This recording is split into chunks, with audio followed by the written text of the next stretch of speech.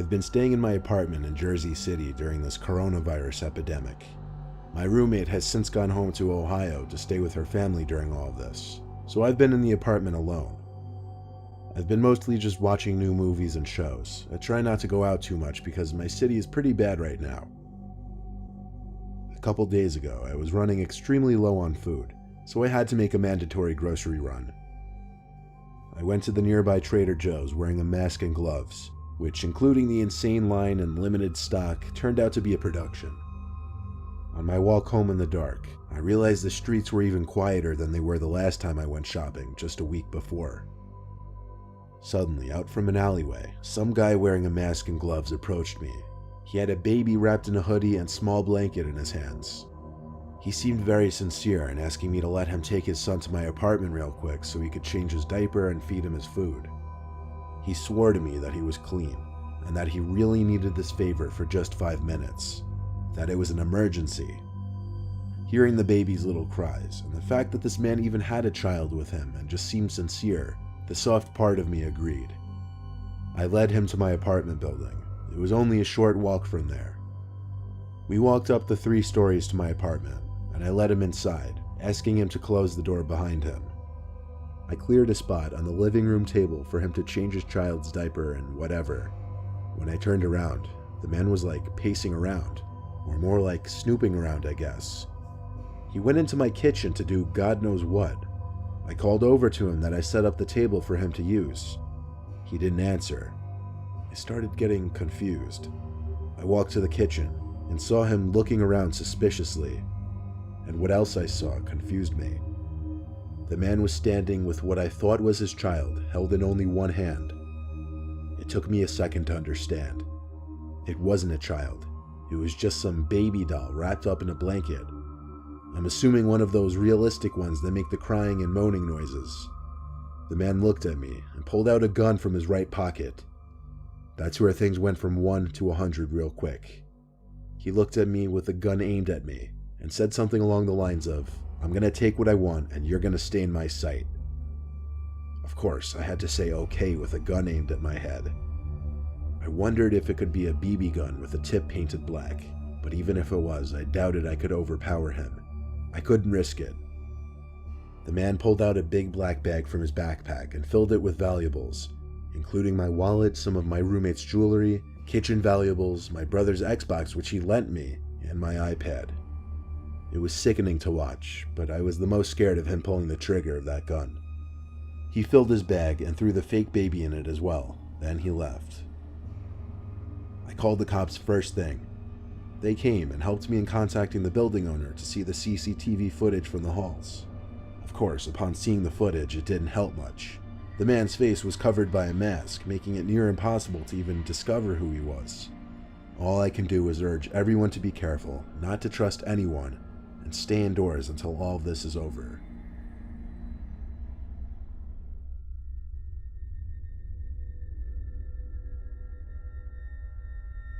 I was taking a road trip in my Mustang from Texas to Arizona to visit my brothers. I usually keep emergency supplies in the trunk, such as water and tools. I was taking, I guess, what you would call a scenic back route, because I liked flying at high speeds with the top down without worry of other cars or police. This was one of those completely deserted seeming roads with one lane on either side and nothing but desert sand, cacti, and shrubs as far as the eye can see.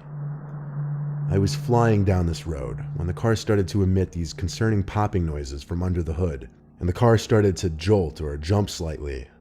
I put a heavy foot on the brakes to bring the car from a speeding 90 miles per hour to a less than gradual halt.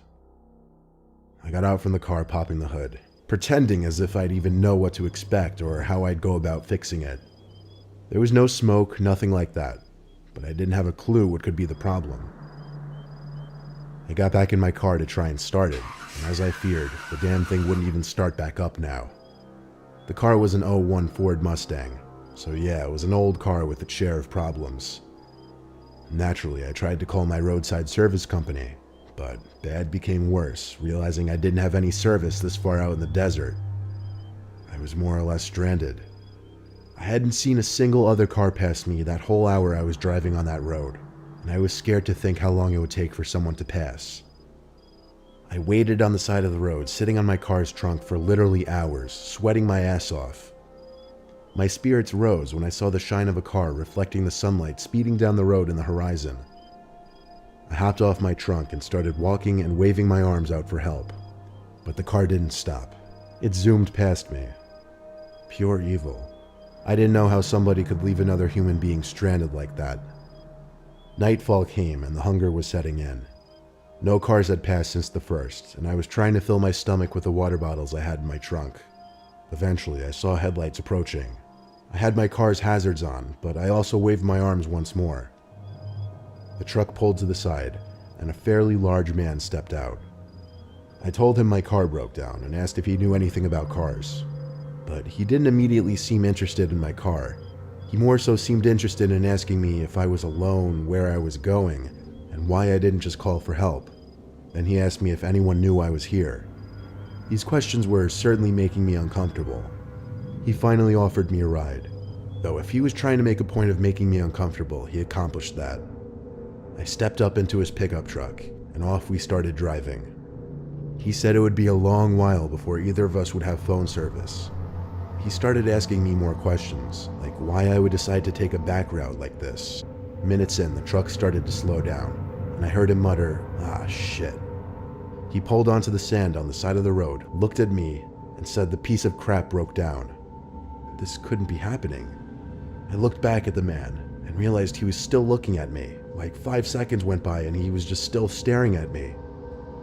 He finally asked me to go lift up the hood once he would crank the latch. I can only describe this whole situation so well, but through everything up until this point, I was insanely suspicious. I went in front of his truck with a bit of distance between the front and I, and waited to hear a click, meaning the truck's hood was unlatched. In my head, I was picturing him trying to run me over, and that's exactly what happened. As I took one step towards the truck to try and open the hood, I heard the roar of the engine as the man was on the gas. I dove for my life. If I reacted half a second later, I'd have lost my legs or instantly been killed. I took off running into the pitch black night, looking back to see the taillights still there. And then this. Gunshots. Surely gunshots aimed at me. That man was trying to kill me. It was too dark out there for him to possibly shoot me dead without some kind of luck, but I thought I was going to die at any moment. I heard a truck speeding off in the distance, so I turned and saw the taillights of the truck slowly disappearing down the empty road. I eventually fell asleep on the side of the road, and the nightmare didn't end until early morning, when I woke up to another pickup truck passing by. I waved them down, covered in dirt and sand, and thank God this man was actually normal, he and his wife. They gave me water and drove me to the nearest town where I was able to call the towing company. It was a 45-minute drive back to my car on that goddamned road, then that same distance back to bring it into a shop. Long story short, this was the worst trip and experience of my life. Having someone try to run you over and then shoot at you isn't something you simply get over.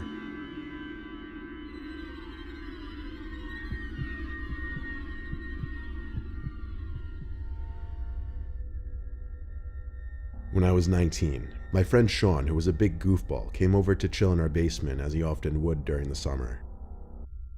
I remember he had a Coke bottle in his hand and I was eating Wendy's when he said we should check out that creepy little cemetery across town. It was the most random idea ever, and I even told him that. Still, we had no school the next day, and I knew exactly which cemetery he was talking about.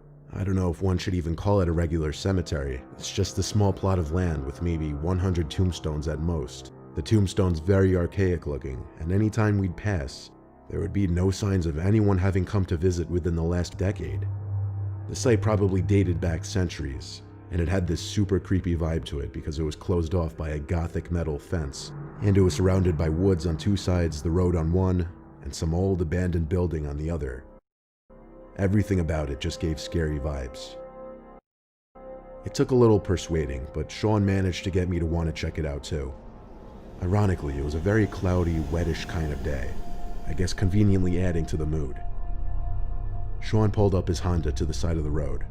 I told him to pull up more so it wasn't obvious. This was a low traffic road, so it would look kind of suspicious. He pulled up a few hundred feet down the road, and we got out and cut through the woods so that any potential passing traffic wouldn't see us entering the little cemetery. Hopping the fence in the woods was easy. It was maybe a 3 or 4 foot fence. Sean kind of took the lead on this since it was mainly his venture. He led us through the eerie little plot of land, and we looked at the archaic tombstones. They all seemed to be from the 19th century. The writing on some of them was illegible at that point. I know it sounds super dumb and cliche, but I couldn't help but feel like I was being watched constantly. I started looking around the surrounding woods. I told Sean how creepy this was. "I know," he replied. Still, with the feeling of being watched, I looked at the abandoned building next to the cemetery, at one of the windows. For a brief moment, I knew I saw someone standing at the window, even through the fog, smudge, and dirt on the glass, but they casually either ducked or walked away from the window. I told Sean we were being watched by someone in that building, and he turned to look at it as well. Then he went to look for the entrance to it. I told him don't. I said we should just leave before we get in trouble. I stayed still by the tombstone he was looking at while he walked around the building, and then he found a way in. He called me over, but I stayed put. Then I heard some loud kind of crack, so I looked in that direction, and there was this older man, probably around 55. Gray hair, had on a black raincoat, I believe he was wearing jeans, and he had a mustache, but that's all I really got of him. Then he opened his mouth and screamed, not just yelled, he screamed, "Get out." He screamed it so loud I thought I saw birds fly away from being startled. And just like that, I started to feel lightheaded, and suddenly everything went dark. The next thing I remember was waking up to being dragged in the woods. I freaked out thinking I was being kidnapped, but when I turned and got up, I saw it was just Sean. Sean was freaking out about something. He told me to follow him and run back to the car, so I didn't ask questions. As we ran through the woods, I heard something close behind me, and when I turned, I realized we were being followed by someone, so I ran even faster. We got to his Honda, and he basically put it in drive before the car even had a chance to fully start. When Sean was inside that abandoned building, he found a sigil of Baphomet painted on the wood floor, which is basically the sign of Satan. Around it were a bunch of freaky dolls with buttons for eyes. He didn't get to see anything else in the building, because he heard the old man scream at me outside. He came running to find me passed out on the floor, and he saw the old man slowly walking over to me. He started to drag me away from the old man and into the woods. He actually literally picked me up and threw me over the fence to get me out. I quickly came back to consciousness, and that's when we ran. I had only fainted one time in my life, and it was at that moment. I don't know why I fainted, but it happening at a graveyard with some kind of satanic ritual building right next to it makes it that much stranger.